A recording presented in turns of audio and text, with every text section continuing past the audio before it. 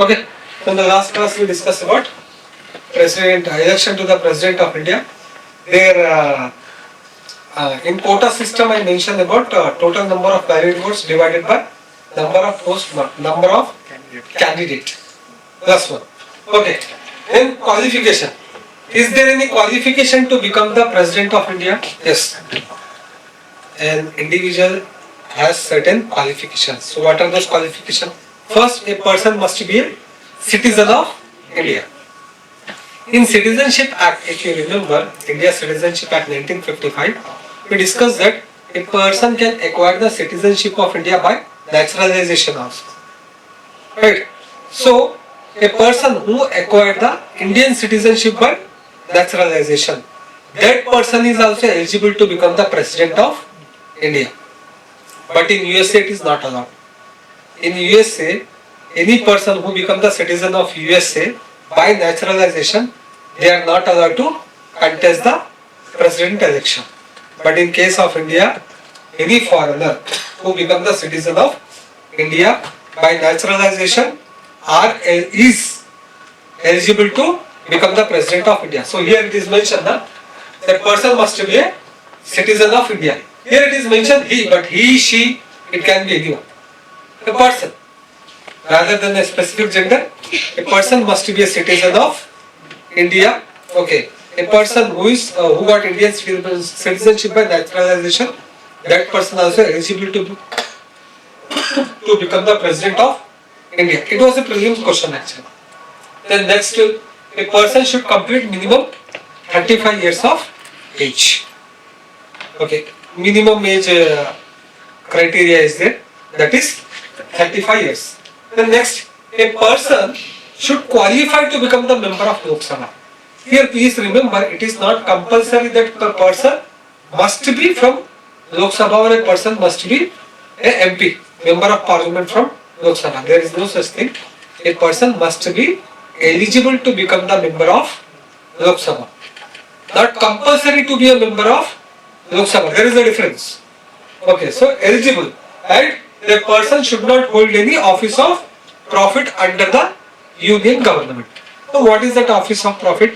In depth we will discuss in argument topic. In brief I will tell you of what is that office of profit.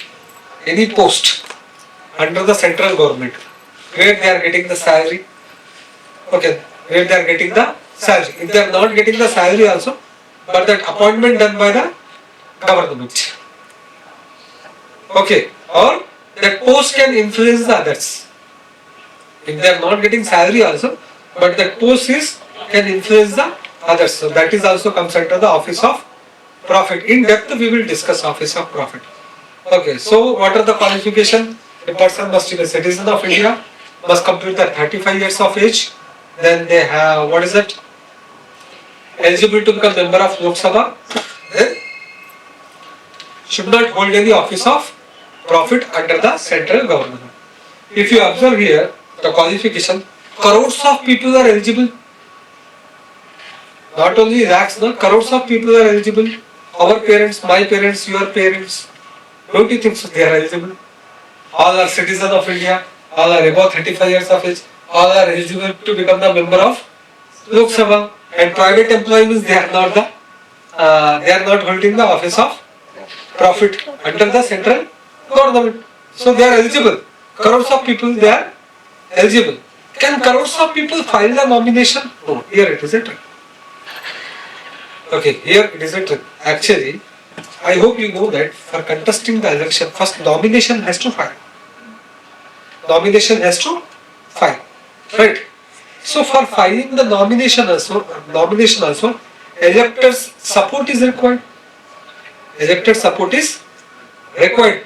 Right? So in the same way, for filing the nomination for the election to the President of India, okay, the candidate also required the support of electors. Okay, so simply as we discussed, that if we observe the qualification, then crores of people are there who are eligible to become the President of India. Okay, but regarding the nomination, hardly 3 or 4 will file the nomination. Okay, So what is it? Nomination procedure. So take an example. We have our principal sir is there. He is perfectly eligible to become the to become the candidate to the president of India. Right. So here he is interested and he want to file the nomination. If he is filing the nomination, the nomination documentation is there. Okay. So they need to fill that detail whatever they ask along with the electoral support. Elector support. Okay. Who are the electors? Member of electoral college. In case of president, who are the electors? Member of electoral college. Who are member of electoral college? We already discussed. We discussed, right? Okay. Super. So I hope you remember who are electors in case of president of India. Now our president want to file a nomination as a candidate to the president of India. So for our principal, right? Principal has to give the sign the nomination paper. Okay. To support the principal, 50 electors should sign as a proposers. 50 electors should sign as a proposers to support the principal. We are taking example of principal. Then we have 50 electors as seconders. That means first place we have 1 plus 50. 1 is our principal sir, 50 is the electors, proposers. Then second 50 members are there, right? They should support 1 principal and 50 proposers. Understood? So second 50 members are called seconders. Got it? Simple, yeah. Our president, what do you call? Our principal sir is there. He wanted to participate in the election of president of India as a candidate. So he need to file a nomination. So for filing the nomination, elected support is required.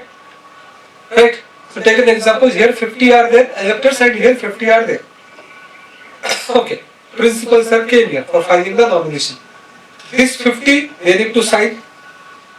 So 1 plus 50. This 50 who signed first time, those are proposers. Then this 50 are there, right? Those are seconders. So they need to support to principal plus this 50. Now you understood? So 50 electors as proposers and 50 electors as seconders. For filing the nomination, remember it is just for filing the nomination. So normal people, they won't get this much of support. No? MP, who will support? They support to their candidate only. That is the reason why RGBA will have 3 to 4 candidates. Now you understood why there is such thing? Oh, okay. So apart from this provision, what is that? 50 electors as proposers and 50 electors as seconders. There is another provision. What is that? A candidate has to make a security deposit of 15,000. Candidate has to make security deposit of how much? 15,000 in the RBI bank. Security deposit. Okay. In PG also there are security deposit, right? So in the same way for election to the President of India, for candidate they ask the 15,000 rupees as a security deposit, and that 15,000 has to be deposited with which bank? RBI bank. Not the other banks, it is with RBI. Now, is that deposit is refundable? That is the question. Then we have a two condition. What is it? If the candidate is unable to secure the 1/6 of total valid vote. If the candidate is unable to secure the 1/6 of total valid votes, then security deposit will not be refunded. Take an example. There is one candidate, Mr. R. Okay, he is a candidate. Total number of valid votes are 100. Total number of valid votes are how many? 100. Okay. What is the 1/6 of 100? 17. 16 point something is there. What is the 1/6 of 100? 17. If Mr. R out of 100 vote is unable to secure the 17 vote also. Okay. In that situation, his security deposit will not be refundable. Now you understood? Okay. So if the candidate is unable to secure 1/6 of total valid vote, then his or her security deposit will not be refundable. If he is lost the election, but he got more than 1/6, then the security deposit will be refunded. Now you understood the meaning of this thing? Huh? Understood everyone? Okay, super. So we discussed that election procedure. We discussed first we discuss electoral college. What are the member of electoral college? Then we discuss about election system, proportional representation, quota system, how the winner can be declared. Then we discuss about qualification. Then we discuss about what this nomination. What is the procedure for filing the nomination? What are the requirement? Once an what do you call this person? Okay. So once the candidate files the nomination, then nomination may be accepted or may be rejected. Might be accepted or it might be rejected. Okay. If it is rejected, they can't do anything. If it is accepted, then that list of the candidate will be appeared. Then MLA and MP has to vote.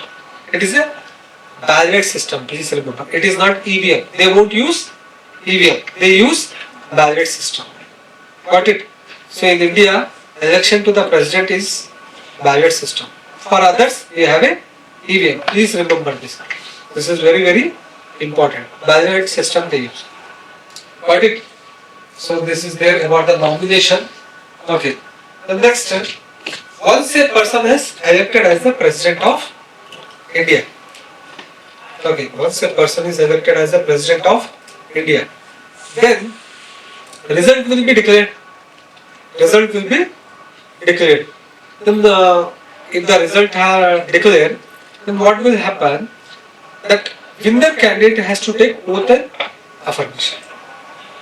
Okay. And who will administrate that oath and affirmation? Chief Justice of India. If Chief Justice of India is not available, then Senior Most Judge of Supreme Court will administrate the oath and affirmation. After he has taken the oath, then only that winner candidate can enter into the office of president.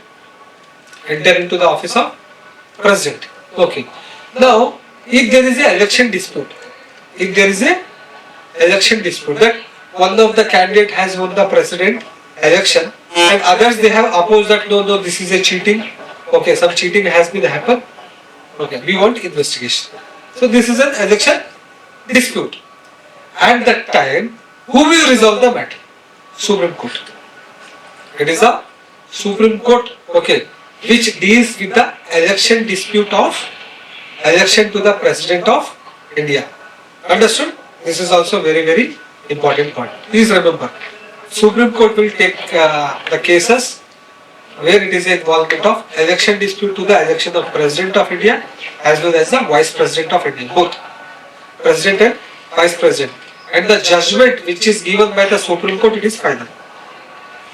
The judgment which is given by Supreme Court, it is final. If the Supreme Court found the guilty to the winner, then the winner has to resign. And the winner will be removed. If not guilty means winner can continue the office. Understood? Okay. So this is about the qualification and nomination to the President of India.